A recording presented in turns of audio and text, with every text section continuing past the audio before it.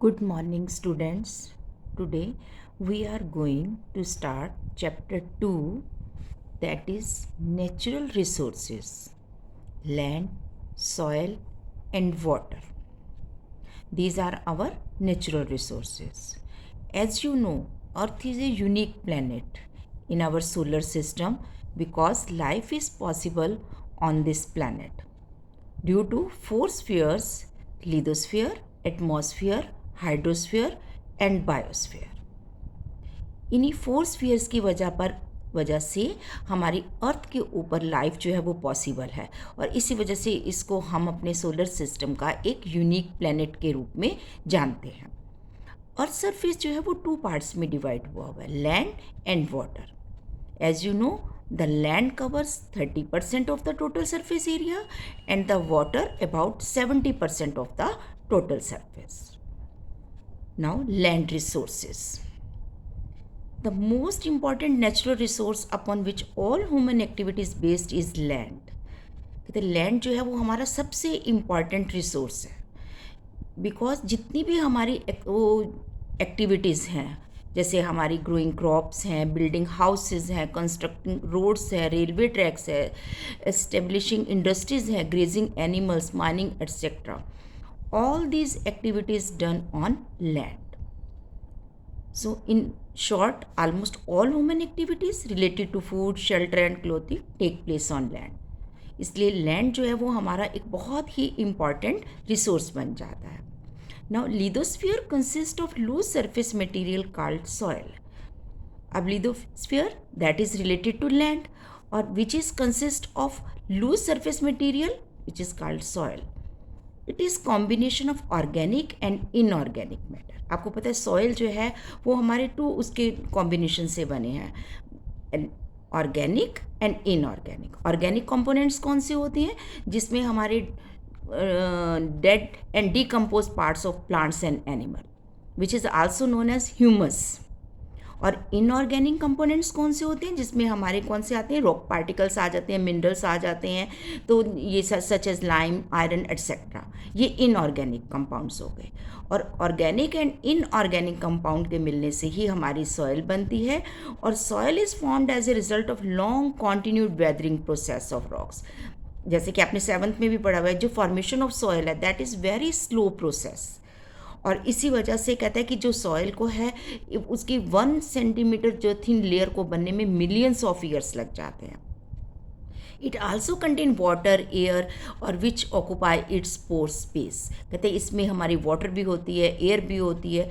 तो ये about 90% of the world population is inhabited in the plains area of the alluvial soil of the tropical and subtropical areas. कहता है कि अगर हम पूरे वर्ल्ड की पॉपुलेशन देखें तो 90% पॉपुलेशन जो है वो प्लेन एरिया में हैबिटेट करती है, क्योंकि वहाँ पर हमारी कौन सी होती है? एल्यूवल सॉइल होती है, which is the most fertile soil और which is best for the cultivation of crops. These are the area of intensive crop cultivation with high yields. कहते हैं ये वो एरिया है, प्लेन एरिया, जहाँ पर हमारी सबसे ज़्यादा जो है वो क्रॉप की प्रोडक्शन होती है और सबसे ज़्यादा हमारी डेंसली पॉपुलेटेड एरिया होता है।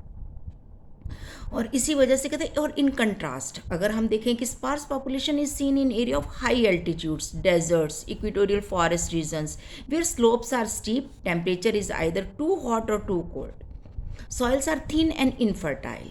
कहते हैं इसके कंपैरेटिवली नॉर्दर्न जो हमारा प्लेन एरिया है वहाँ पर पॉपुलेशन ज़्यादा होती है, कल्टीवेशन ज़्यादा होती है, उसकी प्रोडक्शन ज़्यादा होती है हमारी। लेकिन जो हमारा इसके स्पार्स पॉपुलेशन होती है वो डेजर्ट एरिया है, या हाई एल्टीट्यूड्स पर, या इक्वेटोरियल फॉरेस्ट रीजन पर, जहाँ पर टेम्परेचर यहाँ तो बहुत ज़्यादा होता है, यहाँ बहुत कम होता है, और वहाँ पर सॉइल भी जो होती है थिन और इनफर्टाइल होती है।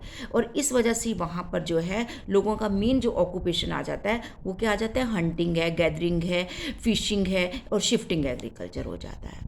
तो ये हमारा हो गया उससे सॉइल से रिलेटेड। अब ये हमारे लैंड रिसोर्सेज में आ रहा है। अब लैंड यूज़, कि हम लैंड को किस तरह से यूज़ करते हैं, लैंड यूज़ हमारा पैटर्न क्या है। तो लैंड यूज़ पैटर्न की अगर हम बात करते हैं तो land is use for various purposes such as cultivation of crops, building of houses, construction of roads and railway, grazing of animals etcetera. ये सारे हमारे यूजेस हैं लैंड के, और जिसको हम क्या बोलते हैं, it is known as land use pattern, कि लैंड को हम किस किस तरह से यूज़ कर रहे हैं उसमें आ जाता है। The percentage of land use for various purpose varies from one region to another. अब कहते हैं लैंड का जो यूजेस है वो एक रीजन से दूसरे रीजन में डिफरेंट है, वो सब जगह एक जैसा नहीं है।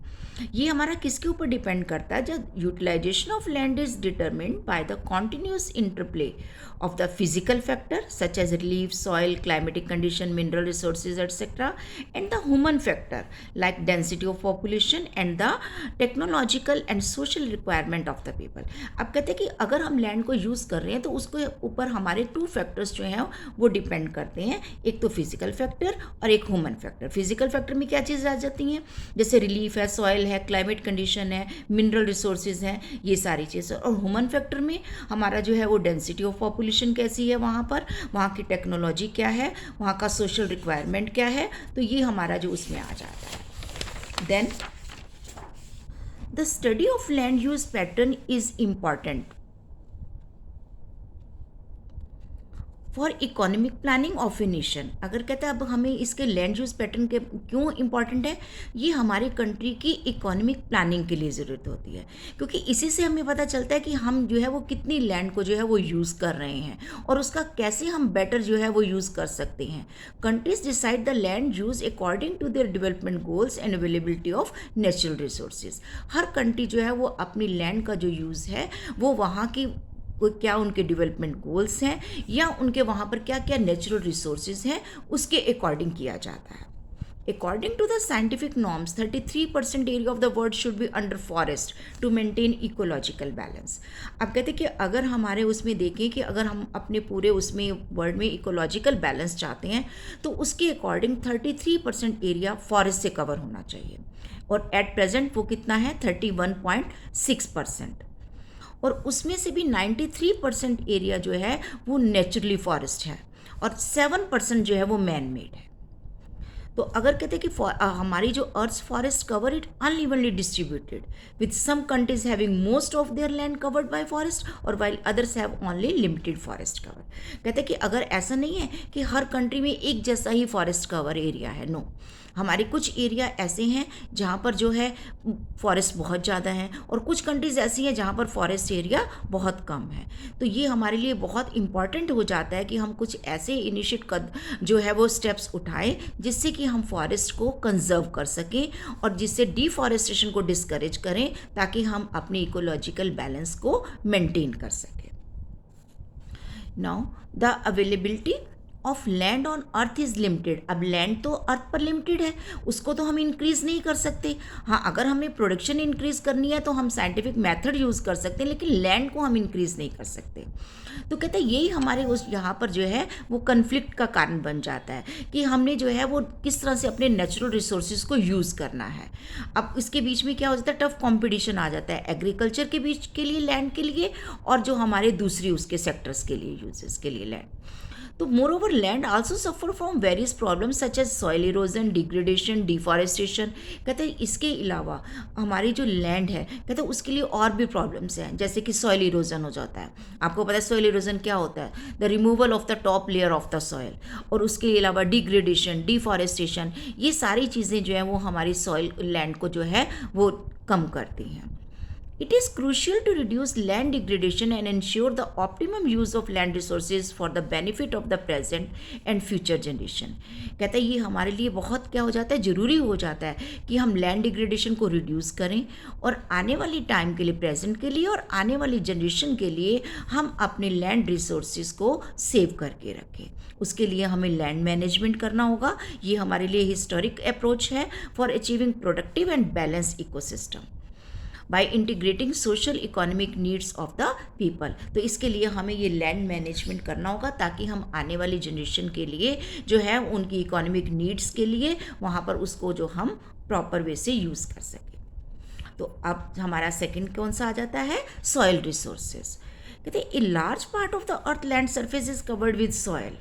आपको पता है हमारे लैंड का बहुत हिस्सा जो है वो सॉइल से कवर हुआ हुआ है, और as a resource soil of the immense value to the farmers के लिए सॉइल की बहुत इंपॉर्टेंस है, क्योंकि एग्रीकल्चर प्रोडक्शन जो है वो किसके ऊपर डिपेंड करती है, हमारे सॉइल की फर्टेलिटी के ऊपर। अगर रिच और डीप सॉइल कवर है तो वहाँ पर जो है फर्टेलिटी इंक्रीज होगी, फर्टेलिटी ज़्यादा होगी तो प्रोडक्शन भी बढ़ेगी। और ऑन द अदर हैंड अगर सॉइल कवर हमारी शैलो है और उसमें फर्टेलिटी कम है तो वहाँ पर एग्रीकल्चर प्रोडक्शन भी कम हो जाएगी। दो indirectly animals also depend upon the soil, और इसके अलावा कहते हैं कि एनिमल्स भी उस सॉइल के ऊपर डिपेंड करते हैं अपनी बेसिक नीड्स को फुलफिल करने के लिए। सॉइल जो है वो प्लांट्स को न्यूट्रिएंट्स देती है। एनिमल्स जो हैं उनके बहुत से एनिमल्स के घर जो हैं वो शेल्टर, जैसे रैट है, स्नेक है, आंट है, अर्थवॉर्म है, इन सब के घर उसमें सॉइल में होते हैं। इसके अलावा सॉइल जो है वो ब्रिक्स बनाने के काम आती है, पोएट्री बनाने के काम आती है। तो ये सारे हमारे हो जाते हैं यूजेस ऑफ द लैंड। अब नेक्स्ट आते हैं फैक्टर्स अफेक्टिंग सॉइल फॉर्मेशन। कौन कौन से फैक्टर जो हैं वो सॉइल फॉर्मेशन को अफेक्ट करते हैं, तो उसमें हमारे 5 फैक्टर्स हैं। First is the parent rock. Parent rock, the original rock form from which soil is formed by the process of weathering is known as the parent rock. For example, the black soil of India is derived from the lava rock. कहते हैं parent rock कौन सी हो गई, वो rock जहाँ से हमारे उसकी वेदरिंग प्रोसेस होकर और हमारी सॉइल बनती है। जैसे कि ब्लैक सॉइल है वो हमारी लावा रॉक से बनती है, तो वो उसकी पेरेंट रॉक हो गई। सेकेंड आती है topography. Topographical variations such as the mountains, plateaus and plains affect the thickness of the soil cover. अब कहते हैं ये हमारे जो रिलीफ फीचर्स होते हैं ये टोपोग्राफी में आते हैं, और ये कहते हैं कि ये हमारे जैसे माउंटेनियस रीजन है, स्टीप स्लोप होगी तो वहाँ पर जो सॉइल होगी वो शैलो एंड थिन होगी। और अगर हम देखेंगे प्लेन एरिया, तो प्लेन एरिया में हमारी जो है वो सॉइल जो होगी वो थिक होएगी। तो इसकी वजह से जितनी हमारी सॉइल की लेयर थिक होगी उतनी ज़्यादा वो फर्टाइल होएगी। तो इस वजह से कहता है कि हमारी जो अगर हिमालय रीजन में देखें तो रिवर वैली जो होती है वहाँ पर थिक सॉइल कवर होता है। देन थर्ड हमारा फैक्टर कौन सा आ जाता है, क्लाइमेट। तो क्लाइमेट फैक्टर जैसे कि टेम्परेचर और रेनफॉल, ये भी सॉइल फॉर्मेशन की में हेल्प करता है। जिस एरिया में हाई रेनफॉल होता है और एक्सट्रीम टेम्परेचर होता है वहाँ पर रॉक्स जो हैं वो इजीली वेदर्ड हो जाती हैं, और उस वजह से सॉइल की फॉर्मेशन जो है वो ईजी हो जाती है। इसके comparatively in Rajasthan due to the extreme difference, day और नाइट में बहुत ज़्यादा टेम्परेचर में डिफरेंस होता है, तो रॉक्स क्या करती हैं, एक्सपेंड भी होती हैं और कंट्रैक्ट भी होती हैं, जिसकी वजह से सॉइल फॉर्मेशन अच्छे से हो जाती है। देन आता है vegetation cover. Vegetation cover at times plants grows in the cracks existing in a rock. हम देखते हैं कि वेजिटेशन कवर क्या होता है कि कई बार क्रैक्स के बीच में कुछ कुछ हमारे पौधे जो हैं वो हो जाते हैं, प्लांट्स हो जाते हैं। जैसे जैसे उनकी रूट्स जो हैं वो एक्सपेंड होती हैं और वो क्रैक्स को और बड़ा कर देती हैं, और जिसकी वजह से क्या हो जाता है वहाँ पर जो है वो रॉक्स जो है वो टूटने लगती हैं, और उसके टूटने से हमारी सॉइल की फॉर्मेशन होती है। उसके अलावा रिमेन्स ऑफ डेड और decomposed plants and animals provide humus to the soil, और कहते हैं वो उसको जो है वो सॉइल को क्या ह्यूमस देते हैं, और जिससे कि हमारी सॉइल की फर्टिलिटी इंक्रीज होती है। The soil of densely forested area is generally very rich in humus content. जहाँ पर फॉरेस्ट ज़्यादा होती हैं वहाँ पर सॉइल में जो है वो ह्यूमस की कंटेंट भी ज़्यादा होती हैं और सॉइल जो है वो फर्टाइल हो जाती है। देन आता है लास्ट हमारा जो factor, that is time. Time जो है वो gives maturity to the soil, soil को मेच्योरिटी देता है। आप देखते हो कि सॉइल को बनने में, फॉर्मेशन में बहुत हमारा टाइम लगता है, तो टाइम का जो है वो इसमें मेन रोल आ जाता है। Although soil is a renewable resource, yet it takes thousands of years to develop a very thin layer of the soil on the earth's surface. कहते हैं जबकि हम देखते हैं कि रिन्यूएबल रिसोर्स है, लेकिन फिर भी ये मिलियंस ऑफ टाइम्स ले लेता है, उसको जो थाउजेंड्स ऑफ ईयर्स इसको लग जाते हैं उसकी एक बहुत थिन लेयर बनने में सॉइल के अर्थ सरफेस के ऊपर। For example, the Nile Delta and the delta formed by Ganga and Brahmaputra river have very deep and fertile soil. आपको पता है Ganga and Brahmaputra delta, Sundarban delta भी जिसे कहते हैं, या नाइल डेल्टा, कहते हैं ये ऐसी एग्जाम्पल है जो कि बहुत ही फर्टाइल रीजन है।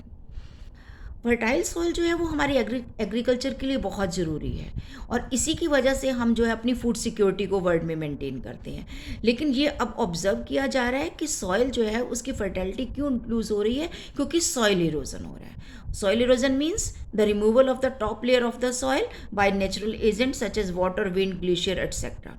या हमारी मैन मेड जो है अनवाइज एक्शंस होते हैं, जैसे कि डिफॉरेस्टेशन है, ओवर ग्रेजिंग है, माइनिंग है, कहते हैं इसकी वजह से हमारा जो है वो सॉइल इरोजन हो रहा है। तो इसको जो स्टॉप करना बहुत ज़रूरी है।